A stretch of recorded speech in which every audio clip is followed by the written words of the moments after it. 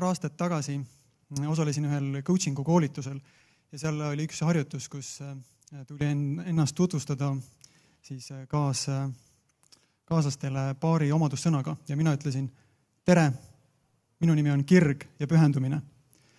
Need kaks sõna, kirg ja pühendumine, võivad olla sellele kandjale ka parasjagu peavalu ja ma jagan teiega täna 3 väga isiklikku lugu, mis on omavahel emotsionaalselt minu jaoks seotud ja kuhu ma läksin suure kirega sisse, mis siiski minu jaoks lõppesid sellise ootamatu lahkumisega.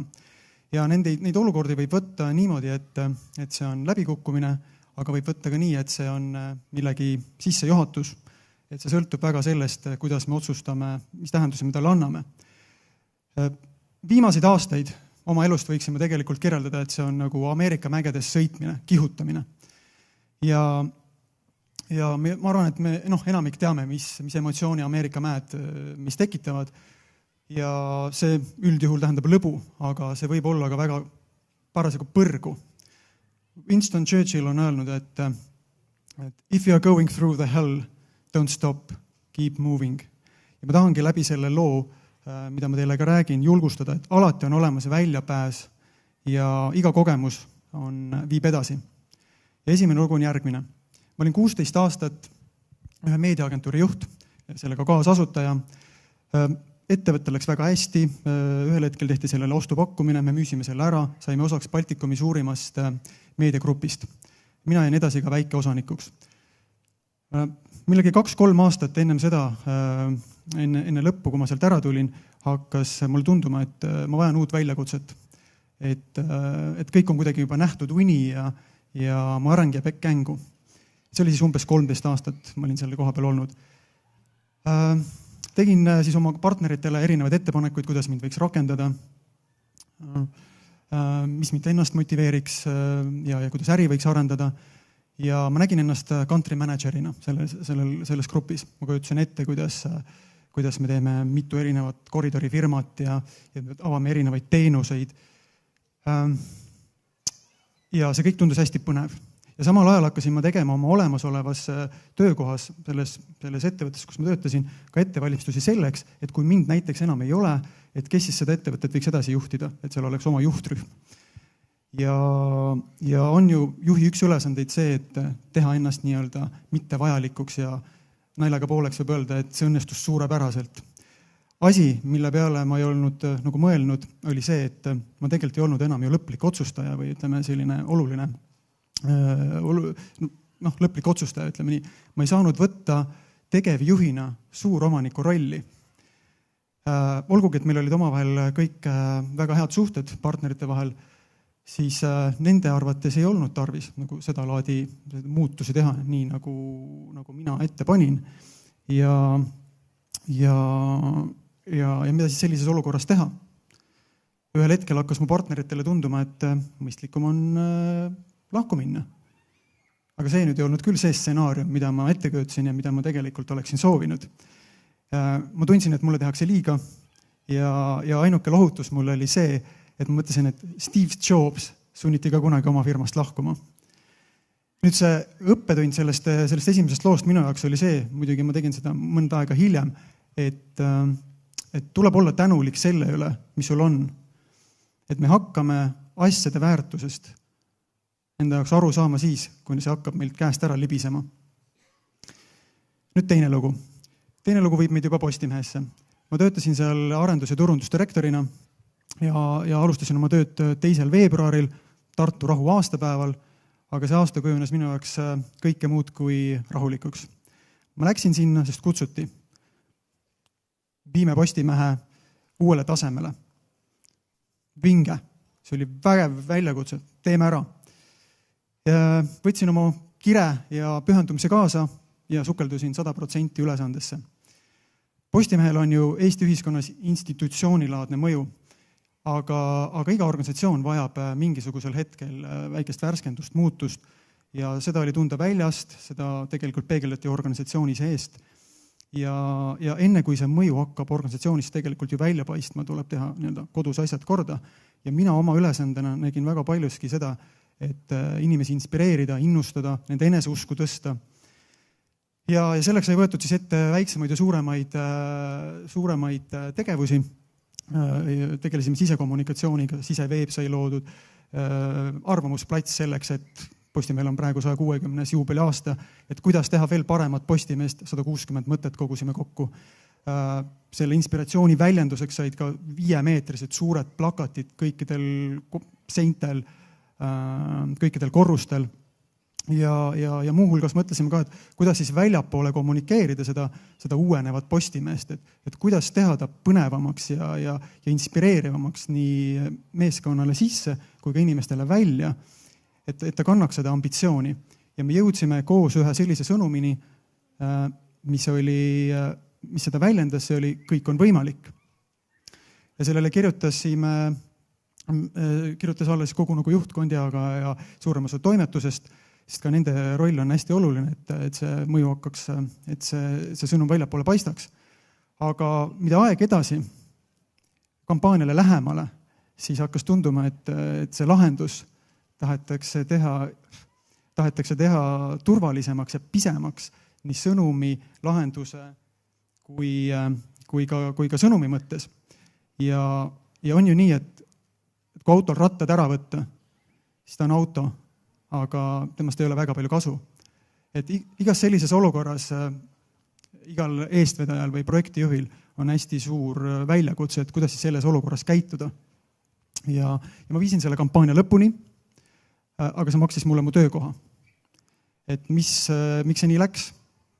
Üks võimalik seletus on see, et organisatsioon ise oli muutustes ja seal oli päris palju segadust, erinevaid juhtimistasandeid ja ka need soovid ja ootused tegelikult inimestel olid erinevad ja ka need muutusid. Ja teisalt mina ise olin piisavalt organiseeritud ja võib-olla ka isepäine ja ei soovinud olla lihtsalt ka käsutäitja. Et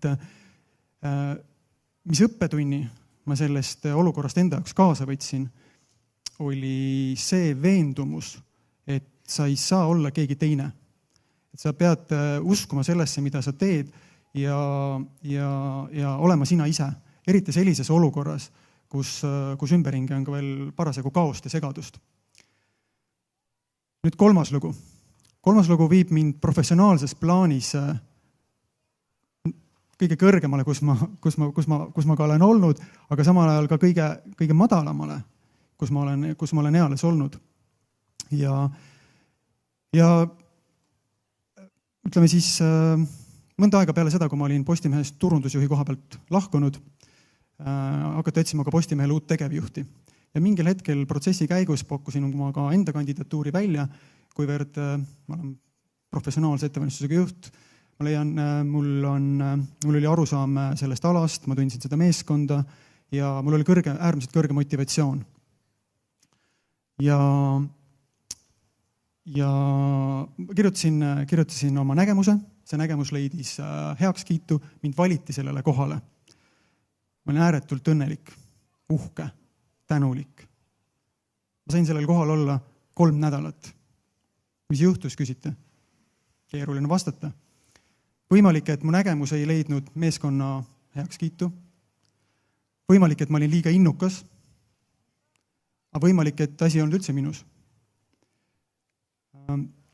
Erinevad sündmused, millest ka meedia kirjutas, eskaleerusid piisavalt kiiresti, et ühel hetkel oli otsustajatel laua peal ainult halvad ja väga halvad valikud ja minu taandumine parim võimalikest. Ja ei olnudki midagi teha. Tühjus. Jõuetus ja kellegi peale nagu kuri ka ei olnud põhjust olla, et mida see oleks aidanud. Ja sellele kogemusele toetudes võin ma öelda, et elus on tõepoolest kõik võimalik. Nii see, et sa saad selle, mida sa väga tahad, kui sa selle nimel pingutad, kui ka see, et sõrmenipsuga võib see kaduda. Sinu tegevusest või tegevusetusest sõltumata. Et tagantjärele ma võin öelda, et võib-olla selles olukorras oleks võinud olla natukene rohkem iseendaks jäämist, aga see on ainult oleks. Ja nüüd üks pisikene seik neile, kes on ebausklikud ja loevad märke. Et see järgnev pisikene seik kirjeldab siis seda, mida ma tundsin sellel päeval, kui ma sain teada, et ma pean oma ametikohast loobuma. Ja selleks tuleb minna tagasi nüüd sellesse päeva, kui ma sain teada, et ma selle koha saan. Ma läksin ühele kohtumisele ja tol hetkel ma muidugi veel ei teadnud, et ma saan selle koha. Läksin sellele kohtumisele ja ilmselt olin võib-olla natukene erutatud, olin mõtetes, igal juhul jõudsin tund aega varem kohale.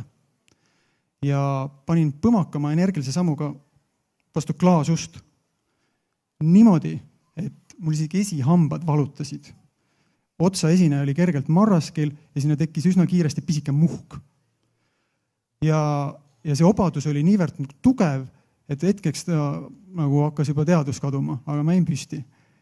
Ja järgmine hetk ma mäletan, et ma mõtlesin, et no nii, nüüd kõik tänaval vaatasid, et mis pauk see siin selline käis, et kõik kogu elu seisab. Vaatasin üle õla, elu läks edasi. Kõik toimetasid oma asju. Ma läksin foajeesse, istusin korraks maha, istusin pingile ja tupsutasin oma seda veritsevat siin, seda otsaesist, seda muhku ja mõtlesin, et täiesti nagu lõpp, et ma lähen nüüd ühele olulisele kohtumisele, endal muhk nagu otsaes, et jube naljakas, eks ju, et ja sain üsna varsti sellest olukorrast nii üle ja suutsin selle üle ka nalja visata. Ja täpselt samasugust tunnet ma tundsin sellel päeval, kui ma sain teada, et ma pean oma kohast loobuma, et see oli väga valus. Kuidas ma sellest obadusest toibusin, oli abikaasa toel. Sellistes olukordades, kus sul on nagu elu sõidab sust üle, on ülioluline, et sul on nagu hea ja toetav kaaslane. Seda ei saa üldse nagu üle hinnata. Ja mis sellest loost nagu kaasa võtta, on see, et tõepoolest iga asi viib edasi. Kõik need tagasilöögid, see viib nagu järgmise asja juurde. Et järelikult, kui üks asi lõpeb, tähendab seda, et elul on sulle veel midagi paremat pakkuda. Ja mind viis see projekt tõepoolest, see on otseses mõttes edasi. Ta viis mind edasi loomise juurde.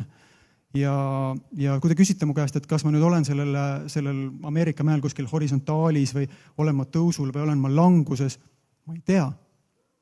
Aga ma tean seda, et ma tahan anda oma parima ja ikkagi võivad asjad minna nässu. Aga ainuke asi, mida ma teha saan, on anda oma parim. Nii et suur tänu kuulamast. Need olid sellised 3 rollercoaster lugu, on ju. Mis sa nüüd arvad, et kas need lood on sind nagu tulevikuks kuidagi immuunsemaks muutunud sarnaste olukordade ette tulemisel või kuidas su tunne on, et nagu, kas sa oled nüüd karastunud nagu teras või mis sa arvad, et kui peaks midagi sarnaste tulema, kuidas seda nende asjadega siis hakkama saad? Ma olen oma loomult hästi optimistlik inimene ja ma tegelikult arvasin ka varem, et ma olen juba nagu piisavalt nagu näinud, aga kõik need lood olid minu jaoks nagu gradatsioon kuhugi üles poole, aga nad on kindlasti andnud selle tunde, et elu läheb alati edasi, alati iga kogemus viib edasi, et ma nagu ei näegi teist varianti, jah. Et mingil hetkel on kindlasti väga halb, väga valus, aga ma oma kogemuse pealt ütlen jah, et kõik läheb hästi. Et see mõtteviis on oluline, et alati tuleb midagi uut, paremat. Tervis, ma tahaks küsida, et kui sa lahkusid tegevjuhi koha pealt, kaua sul võttis aega reaalselt see nagu sellega arvestamine ja näiteks uute programmidega tegelemine, et sa reaalselt teadvustasid, et nüüd sa pead täiesti nullist, no mitte nullist, aga uuesti alustama. Et kaua sul see aega võttis? Te mõtlete peale meediaagentuuri? Jaa, Postimehe tegevjuhi koha pealt lahkumist. No ütleme, Postimehe tegevjuhi koha pealt lahkudes ma tahtsin kohe tegelikult, ma tundsin, et no, kui ma nii võin öelda, siis see ala, millega ma tegelen, ma arvan, et see on minu kutsumus. Et minu kutsumuseks on keskkonna loomine. Et edasi ajakirja missioon on ka luua toetavat keskkonda ja panna tahtma olla parem.